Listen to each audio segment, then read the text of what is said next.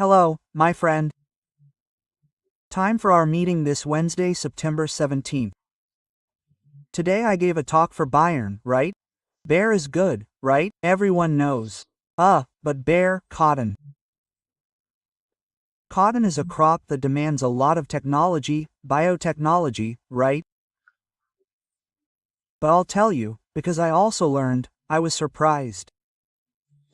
We are the third largest cotton producer in the world. We have the planted area, it's the third in the world. Our productivity is the third in the world, and we are the world's largest cotton exporter. And you know who exports? The producers themselves. There aren't many producers. There are 1,000, mainly in Mato Grosso and Western Bahia, there in Luis Eduardo Magalhães, right? And with increasingly better fibers, right? You'll ask, wow, isn't synthetic fiber a competitor? It is, right? Almost 80% of clothing production is synthetic fiber, but I always prefer natural cotton fiber.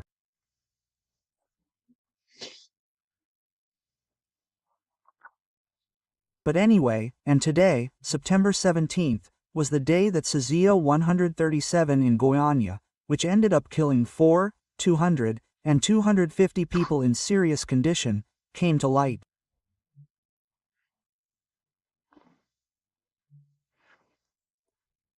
Paper collectors found a scrap yard where radiotherapy equipment had been thrown. They thought it was beautiful, glowing at night. Those closest to it died. It's nuclear waste that remained there in a body de Goiás, always under control.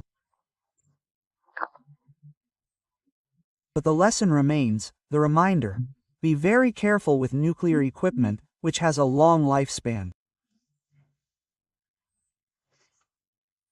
Yes, radioactivity can cure cancer and also causes cancer.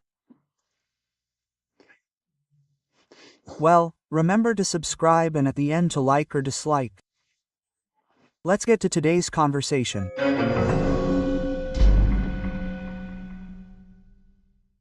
In today's talk, I was asked about the future of the country, Bolsonaro's future. I said, I remembered, Pedro Mala, right, that here in Brazil even the past is unpredictable and that I hadn't brought my crystal ball to the lecture. Not even a crystal ball can predict Brazil's future, because in truth, Brazil's future is in our hands, right? We can't hand it over to others, not even to Trump, right? It's our decision. Next year we can express ourselves by voting. In the meantime, we can express ourselves by giving orders to our representatives, right? The senators who represent the states and the federal representatives who represent the population of the states, as well as the city councilors, the state representatives, right? They admit, they make laws, they are the greatest power there is, because they represent us. Because we pass this power on to them. That's why they have power, otherwise they wouldn't have any, right? There's in the New Testament, right, Jesus speaking to, I don't know if it was with Roman authority, I think it was with Pilate, right? You wouldn't have all this power if it hadn't been, given to you from above, right?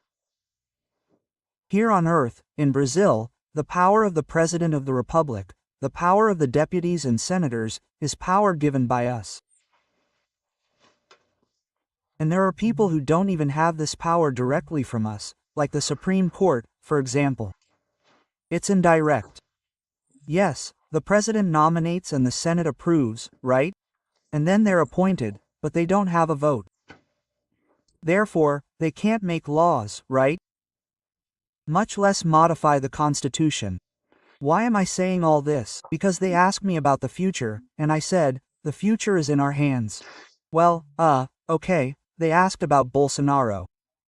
Yes, he left the hospital today, spent the night in the hospital under observation, and it worried the doctors because the way he is, first it was the stab wound that went in, caused enormous damage, and then the scalpels went in 6 more times. So, he's full of scars inside that cause adhesions and alter the flow of food. This excessive hiccups that cause vomiting are already the muscles involved in swallowing, which is damaging the person's nutrition, right? Today I saw the news that, oh, the kidneys are back to normal. I mean, I was even having a problem with my kidneys, at times when only today I heard the cicada warning that it might rain, because it's been a long time since it rained, the climate here is desert-like, dry. So the kidneys require a lot of water, right? Bolsonaro is practically sitting at home. I don't know if he's doing aerobic exercise because he needs to move, otherwise it worsens the situation, because it affects the muscles. The body functions with muscles, right? Well, and then came the diagnosis from the removal of the lesions on Sunday. It's squamous cell carcinoma. It's not the cellular vessel that can cause expansion, it's the squamous cell that's localized, right? Well, anyway, it needs care. Anyway, right? Here in Brasilia, over 1,000 meters above sea level, there's less sun protection. Well, I responded by saying that the biggest concern is health. Then there's the ineligibility, plus the conviction, plus the fine, because he joked with a supporter I know. I know this supporter, he's brilliant, Michael, he's very good, right? Well, Mayon Sullivan. I've heard his talk, it was sensational, but he's saying, look, he didn't offend me at all, right? But the public prosecutor's office saw another opportunity to get Bolsonaro, and the judge there in Porto Alegre, also a rapporteur, right? After all, he worked in the Lula administration for so long, was a member of the Workers' Party, PT, it was an opportunity. We see today a judiciary far from the necessary impartiality, right? Because they were convinced in law schools that you have to be an activist, yes, for the cause, right, of Lenin, Marcuse, Gramsci, right?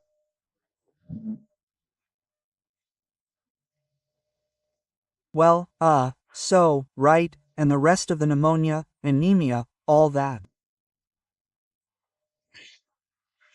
I also wanted to mention, which I didn't mention here because I was voting last night, I didn't know what would happen.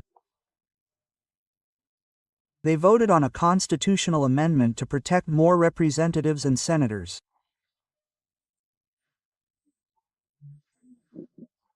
The score of the first vote really struck me, 353 to 134. This is more or less a response to the Supreme Court's request to protect the prerogatives of representatives and senators. There's no need for this response, because it's all in Article 53, but it's not enforced. People swear to uphold and defend the Constitution and are its guardians, but they don't do any of that. It's a general hypocrisy, and we're left without. Yes, the media, the mainstream media, stays quiet, pretends it doesn't exist, that it's not in this country, in another dimension of Earth, right? 253, only 308 would be needed, 60% as a constitutional amendment.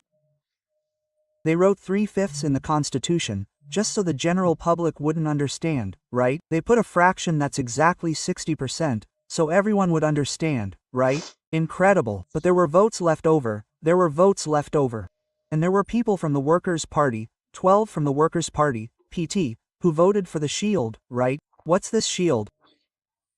Yeah, party president, even without a mandate.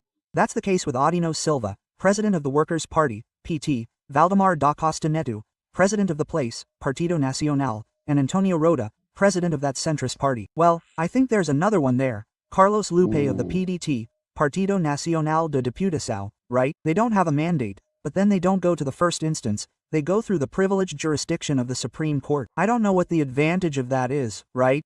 Because then they don't have the resources they have if it started in the first instance. But anyway, they think that's the answer. A flagrant offense with a non-bailable offense, right? It's written there in Article 53. Yeah, it'll go to the plenary in 24 hours, but it's already written in Article 53, right? Permission to sue. Yeah, it's by secret ballot, right, and an absolute majority, that is, 41 senators and 257 in the Senate. An absolute majority means half plus one, not half of those present. Half plus one of the House, right, of the House number. But it's all in Article 53. Deputies and senators are civilly and criminally inviolable for any words. It starts there, right? Yeah, they can be arrested in the case of a non-bailable crime, right? Yeah, but it has to be submitted to the plenary. I don't understand, right? Anyway, it goes to the chamber. By the way, I heard Vice President Geraldo Alckm say, repeat Ulysses, right? Ulysses, on the day the Constitution was promulgated, a traitor to the Constitution is a traitor to the country. I was amazed. Look at the Vice President of the Republic saying this. He's talking about hanging a noose in a hangman's house, because this affects the perjurers they swore to uphold upon assuming office. The President of the Republic swore to defend, uphold, and protect the Constitution.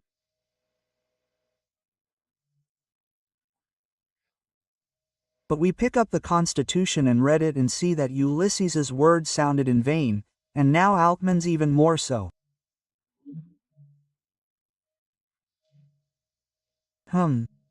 Okay, this is rebellion. So he's denouncing. Is that it? If so, it's not hypocritical.